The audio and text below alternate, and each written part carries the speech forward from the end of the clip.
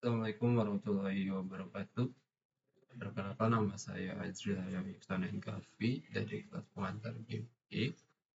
Di sini dengan nomor NIM 2021 037 03 1166. Di sini saya akan mempresentasikan tugas pengganti kelas yang dimana itu mempresentasikan BGDD.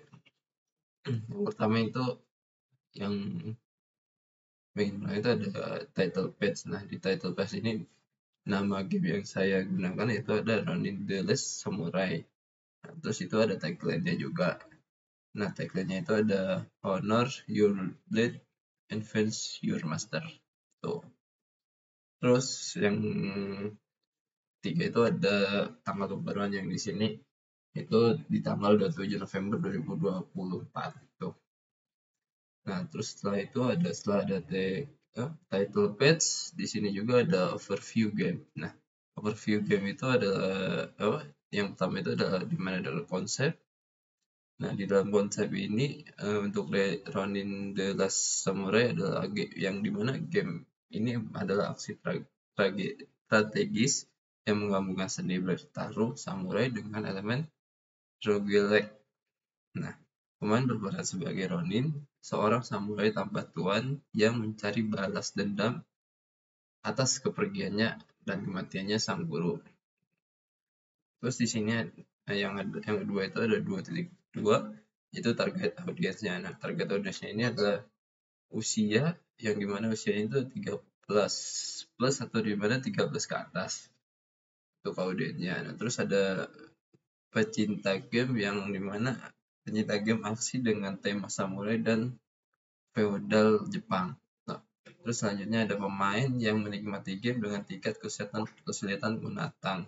Nah, terus selanjutnya itu di dalam overview game itu ada genrenya.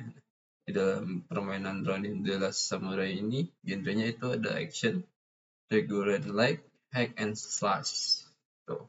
Terus selanjutnya ada ringkasan dari alur game. Nah, pemain bergerak melalui yang dimana pemain bergerak melalui dunia dengan perspektif kamera isometrik 2 dimensi. Terus kontrol kontrol memiliki gerak, serangan dasar, teknik khusus, dan blokir. Nah, setiap level memiliki tantangan bertahap dengan musuh yang lebih kuat di akhir. Yaitu adalah musuh yang paling kuat, yaitu ada push fight. Terus selanjutnya ada antar muka minimalis dengan informasi tentang nyawa, stamina, dan kemampuan aktif. Tuh, itu untuk ringkasan alur game. Nah, selanjutnya ada nuansa dan tampilan. Nah, nuansa dan tampilan ini adalah yang pertama ada visual. Visual itu adalah gaya seni bergaya lukisan titan tradisional khas Jepang.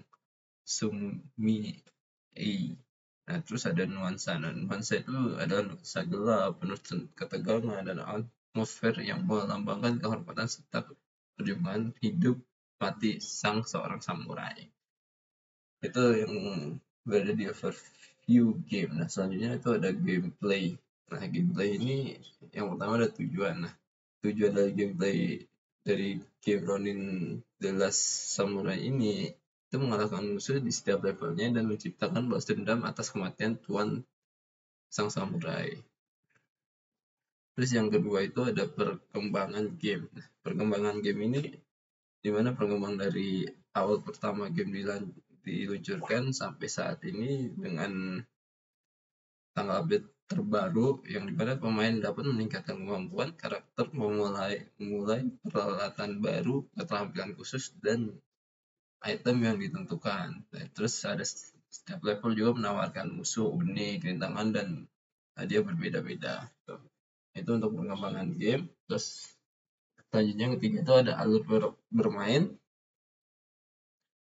Pemain itu ada di dalamnya ada tiga, itu ada pemain memulai di area awal dengan pilihan senjata, terus memulai perjalanan di dunia game, pemain melawan musuh dan mengumpulkan sumber daya. Dan yang terakhir itu menghadapi bos di setiap akhir level dan untuk membuka area berikutnya. Tuh. Terus yang keempat itu ada struktur dan misi. Struktur, misi, atau tantangan. Nah, dalam game ini misi tantangannya itu menjalankan balas dendam sebagai Ronin yang dimana gurunya telah dibunuh. Terus untuk tantangannya dari setiap level menghadirkan varian musuh, jebakan lingkungan, dan mini boss. Nah, terus itu untuk struktur misi atau tantangan. Selanjutnya ada struktur teka-teki. Nah, di dalam struktur teka-teki ini ada beberapa area yang terkunci yang membutuhkan kunci atau pecahan-pecahan teka-teki sederhana seperti menemukan artefak tersembunyi atau mengaktifkan mekanismenya. Tuh. Nah, selanjutnya itu untuk gameplaynya. Terus selanjutnya itu untuk mekanis case selection. Nah, yang pertama itu ada rules, terus yang keduanya ada model dari dunia game, yang ketiganya ada ekonomi, empatnya karakter, kelima objek, keenam action, ketujuh combat, ke-8 FC game, ke-9 save and replay, dan ke-10 cheat. Nah, yang pertama itu ada rules. Dan di dalam rules ini pemain hanya dapat membawa satu jenis senjata yang beberapa item tambahan. Nah, terus stamina habis jika pemain terus menyerang tanpa henti. Terus untuk model, nah model ini dunia game terbentuk linear dengan cabang opsional untuk mengeksplorasi. Terus yang ketiga itu ada ekonomi. Ekonomi ini adalah pemain mengumpulkan currency, misal koin, emas, untuk membeli peralatan dan meningkatkan keterampilan sang karakter. Yang keempat ini adalah karakter. Nah, karakter di dalam game ini adalah namanya Ronin, yang karakter utama dengan kemampuan bertarung jarak dekat dan teknik khusus. Untuk kelima itu ada objek, yang dimana dalam objek ini ada senjata, katana, busur, baju zirah, ramuan kesehatan, dan gulungan teknik.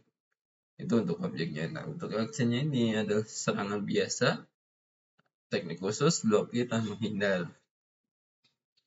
Terus yang ketujuh itu ada combat. Nah, combat ini sistem bertarung berbasis strategi di mana waktu serangan dan pertahanan itu sangat penting di dalam game.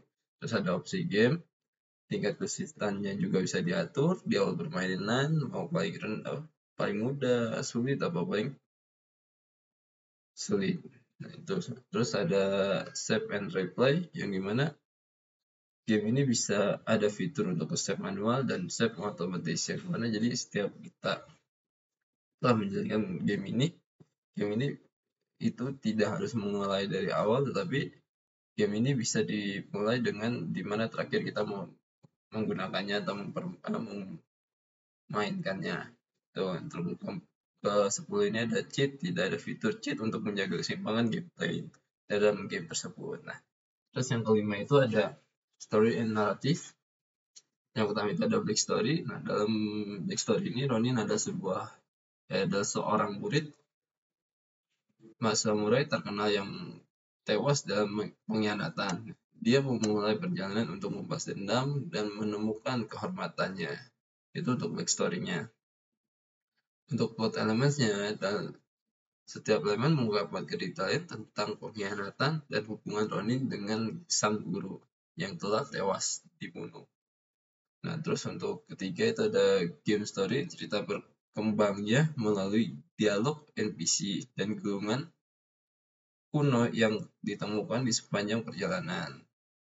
Terus yang keempat itu cutscene. Cutscene menggunakan gaya lukisan sumi dengan narasi suara yang menambahkan kedalaman dalam cerita tersebut.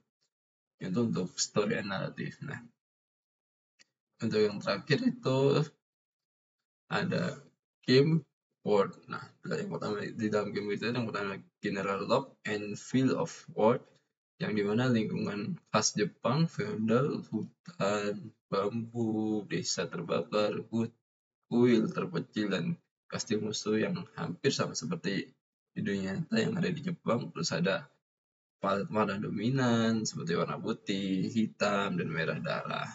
Tuh.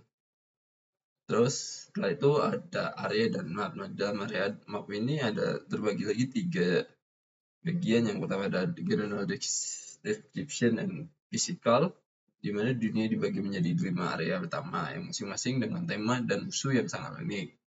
Terus yang kedua itu ada weight level use.